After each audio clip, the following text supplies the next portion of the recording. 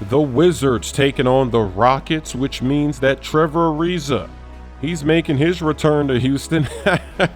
His former teammate letting them know. And the Rockets, they actually set an NBA record as Trevor Ariza attacks Capella. The Rockets set an NBA record, 26 threes in a game. James Harden had 35 points. There goes that patented step back splash. Now he avoids the double team trap, gets all the way to the basket for a left-handed layup. How do you give that type of shot up? And then look at CP3, that's a mean step back. The defense left them open, they're switching, they're not switching. This is funny to watch. CP3 launches again. He had 21 points in this game. Another hand in the face, he doesn't care, nothing but net. It's raining threes in Houston. And then James Harden rises up and stuffs it.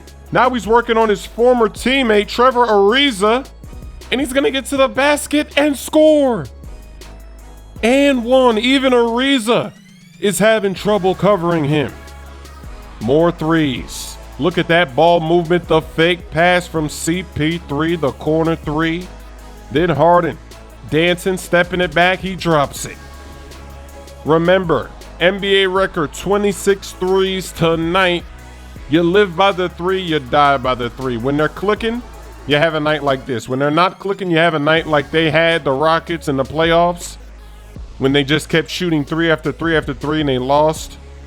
Everybody was wondering why they keep chucking the threes, because they believe that they can do this every night, that they can have a night like this where everything is splashing way downtown. They're going to get a second chance. The second chance is going to drop. Carter Williams. It's an easy blowout victory for the Rockets. You know Trevor Ariza has to be mad the way this game went for his return. Ooh, got him leaning. It's gonna be a long night for De'Aaron Fox. Look at that reaction from the bench. They're going crazy. As soon as he started to stumble, they're jumping out of their seats. Ooh. I've got a